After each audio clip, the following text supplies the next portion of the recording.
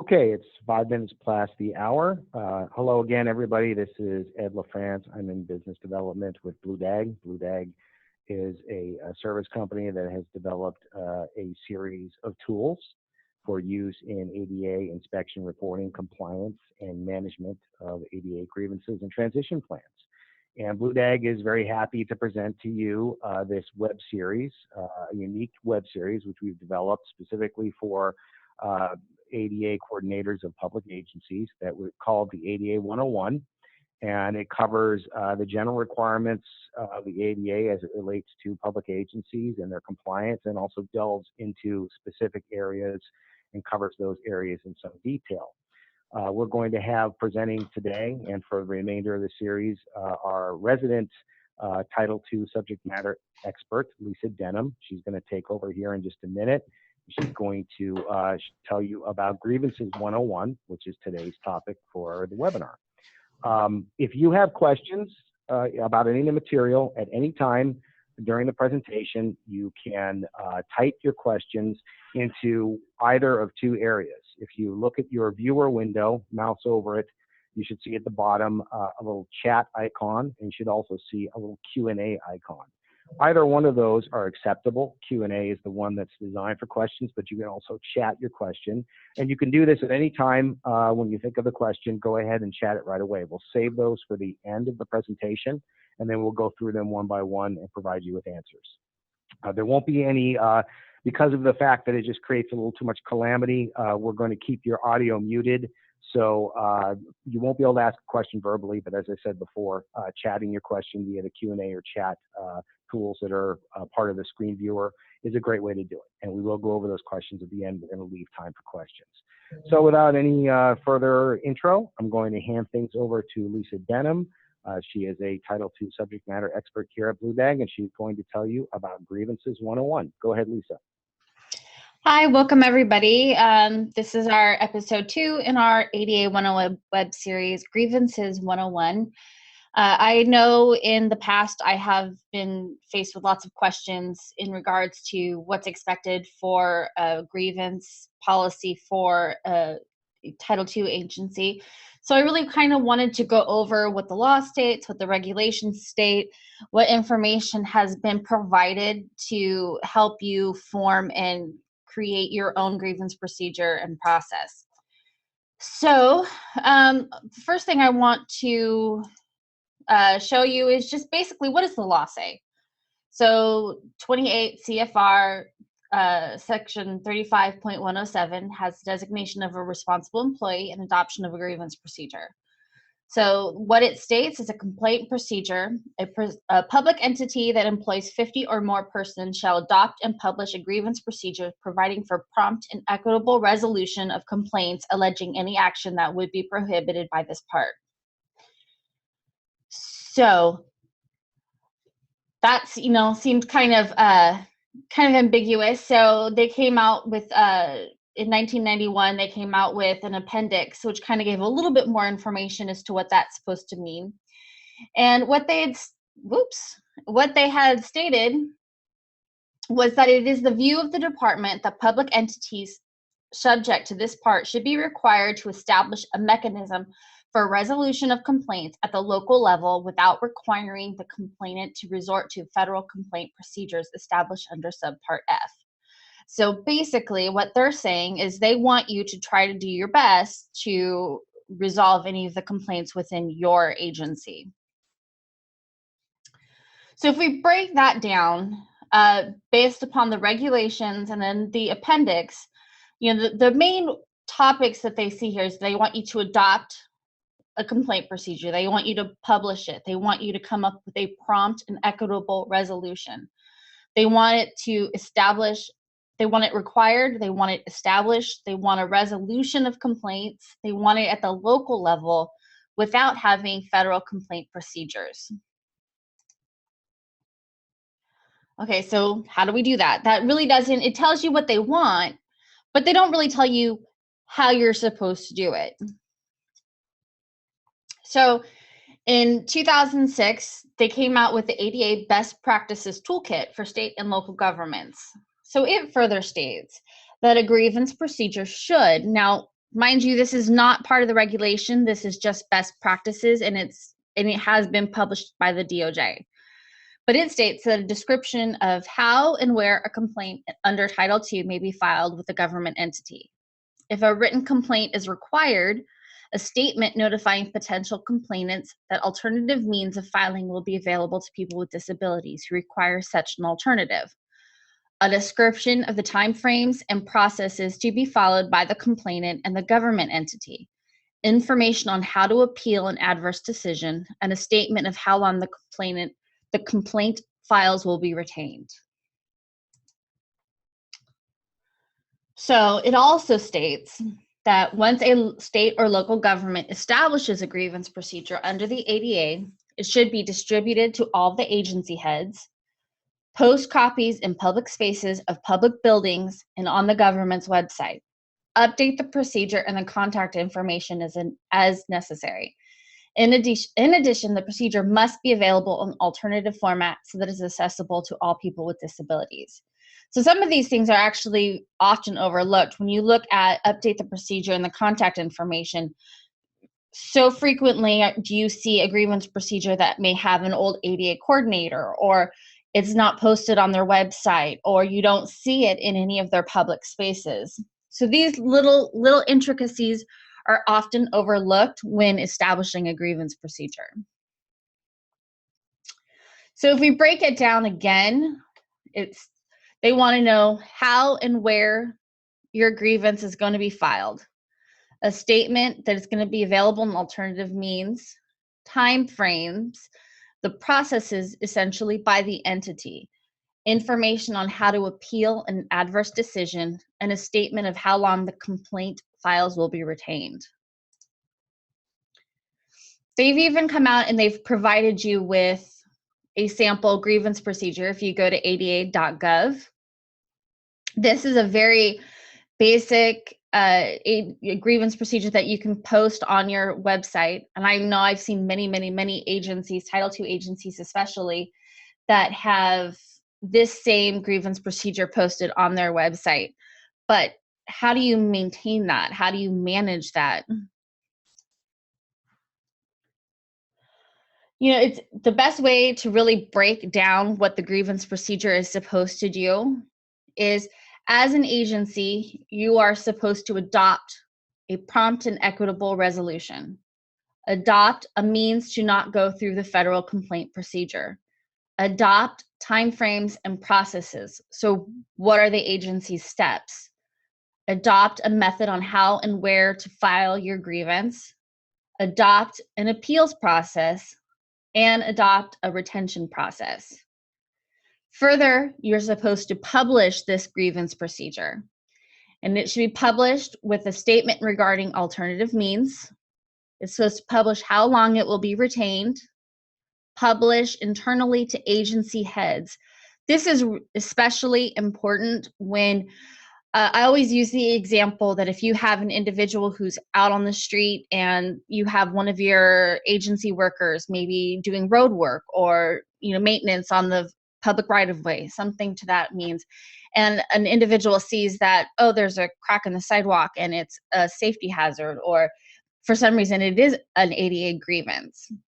If they go to that state worker and they say, hey, look, this is not ADA compliant, those people need to know, okay, well, this is where you go, this is what you need to do should you wish to file an ADA complaint with our agency.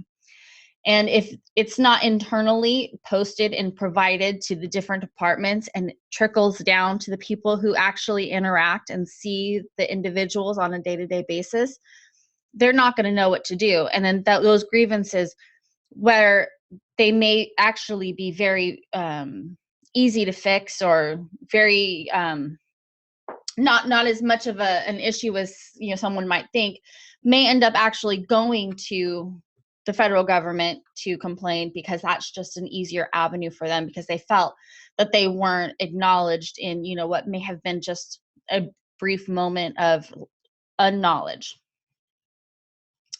So to keep going, you need to publish in public spaces of public buildings. So If you have dance classes that are held in a civic center, you want to post your grievance procedure there so that people know that you are taking a proactive approach to managing your grievance.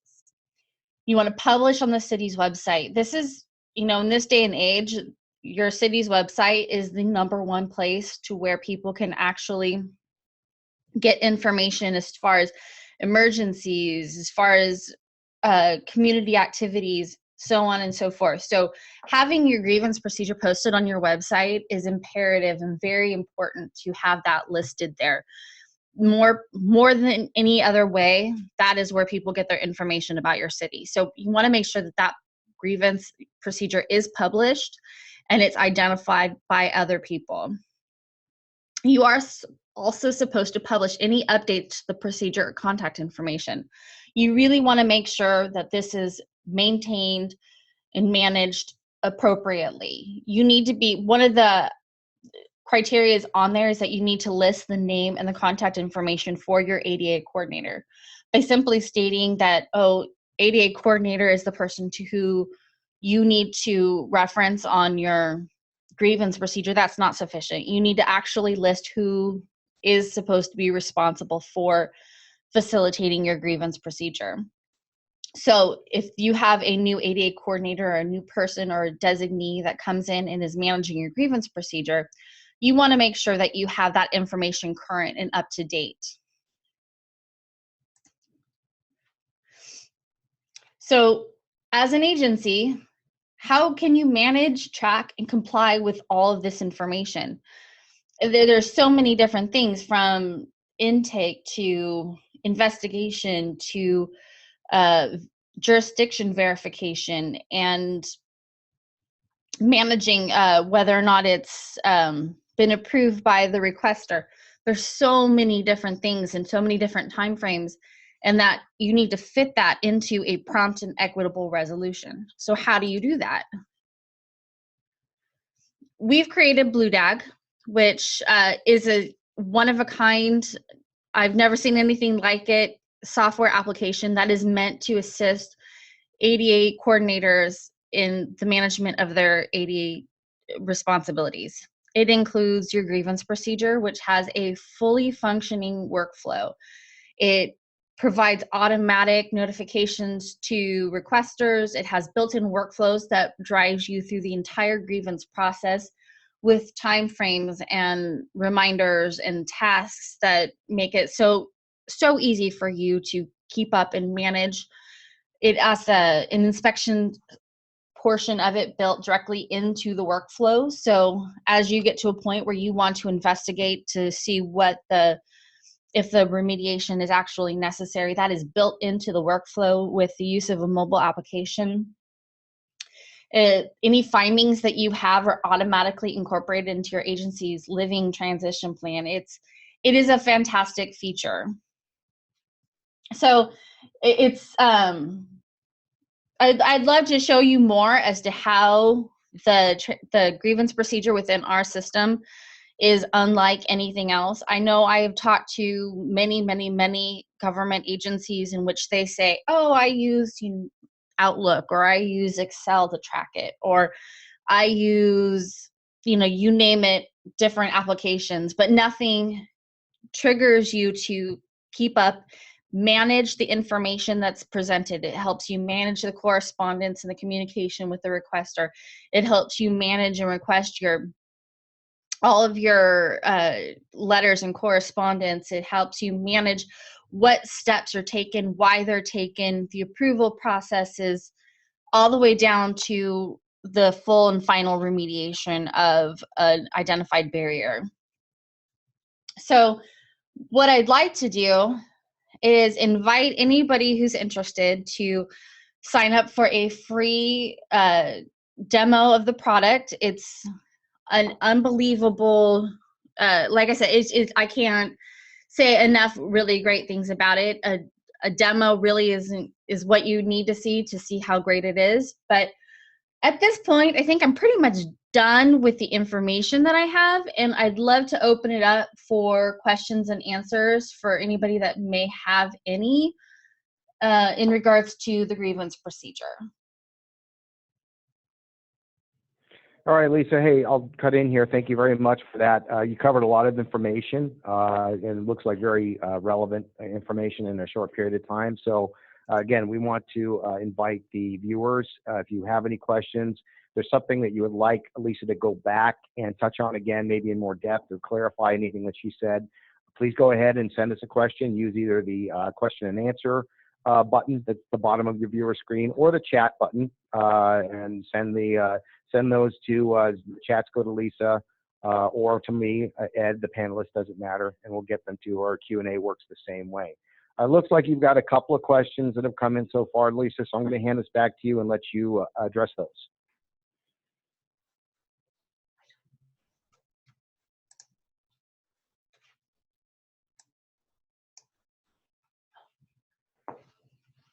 Okay, so the first one I see here is, it seems Part H seems to only address public agencies with 50 or more employees. We are smaller than that. Does that mean we don't need to have a grievance handling procedure? Actually, if you look at Section 504 of the Rehabilitation Act, it states that any agency that receives federal funding is required to have a grievance procedure if they have employees of 15 or greater.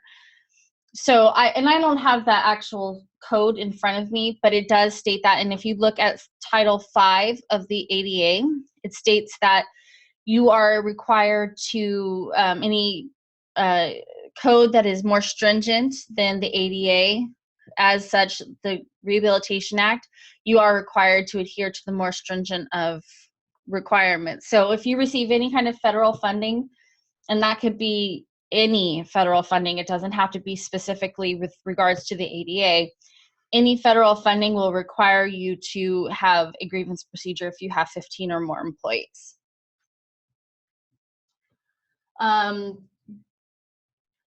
The next question states, since we have to provide a written procedure, even if we were to use BlueDAG for grievance management, does BlueDAG provide a written version of the grievance workflow that we can fill in for our agency? We do have a written procedure that you can identify on your website, and you can personalize that for your agency as something that you want to post.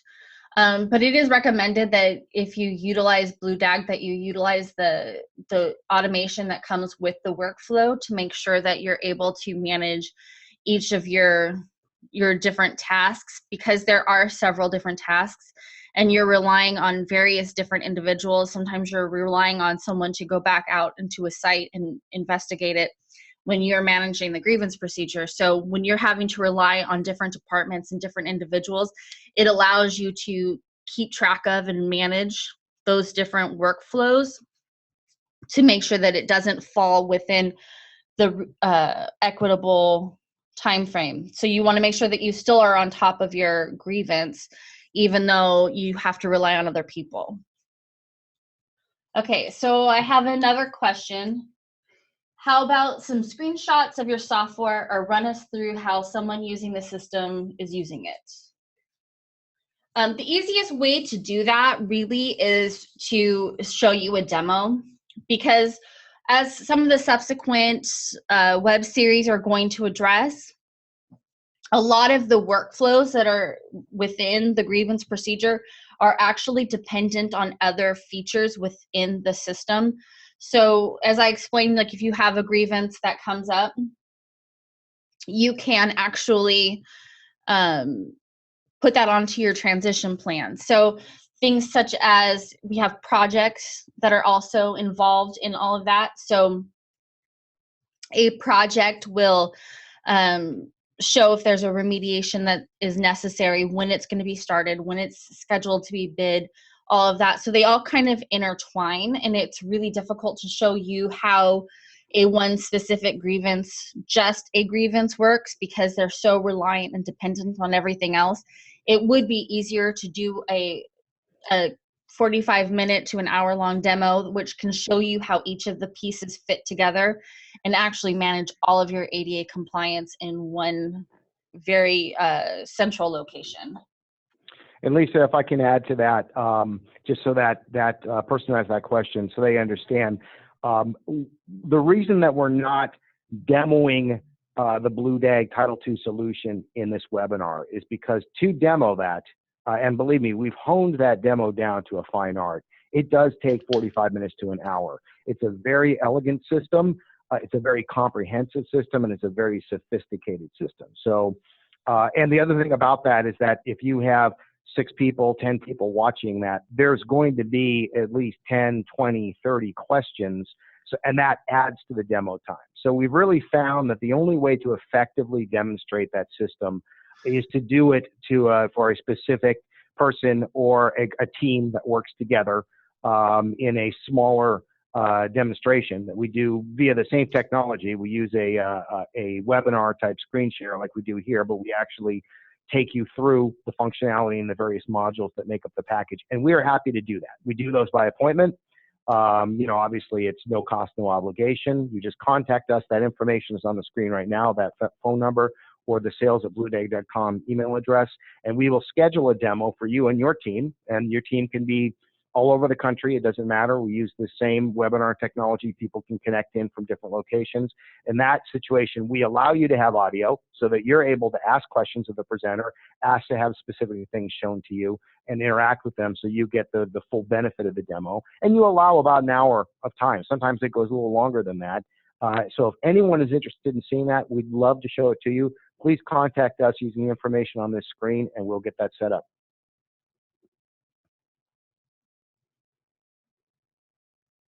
Lisa, I'll go ahead and hand it back to you. So do you have any other comments or questions? Yeah, I have one more point I want to make. If you have any, like if you just want to kind of get a view of what it looks like, we do have very short demos that we've recorded and put on our BlueDAG channel. And this allows you to kind of just get a feel for what the system actually does. But we do find that having the one-on-one demo really allows you to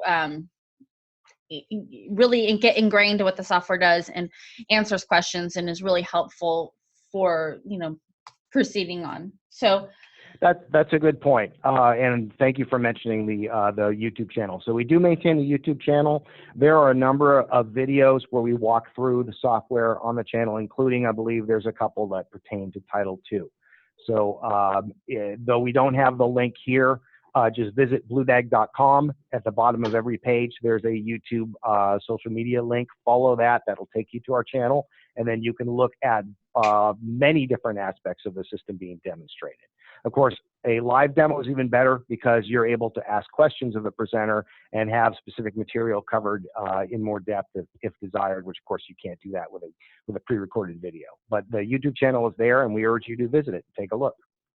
All right, I have just one more comment I'd like to make. I know that I covered a lot of information, but I'm sure there's a lot more information that you may be wanting to see. So if you find that you have a question or you have a Title II question with regards to the grievance procedure, please feel free to email me at ldenham, LDENHAM @bluedag.com, and I'd be more than happy to get the information for you.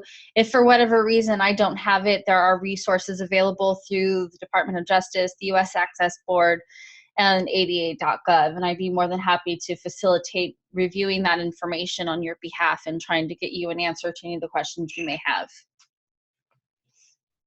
Okay, so unless anyone has any more questions, I think we're going to go ahead and wrap this up. We will send out a follow-up email after this is over that will have a link to the video recording of this webinar. So you'll be able to go back and review it if you want to see some of the material again. And of course, we still have 2 left in the series coming up next week. So be sure to register for those so you can get the rest of the Title II picture and the valuable information that will be presented by Lisa at those webinars. Thank you very much, everybody, for joining us today. We really appreciate your interest. Again, we welcome you to contact us, either Lisa or our sales channel, if you have any questions. Have a great weekend, and we look forward to seeing you at the next one.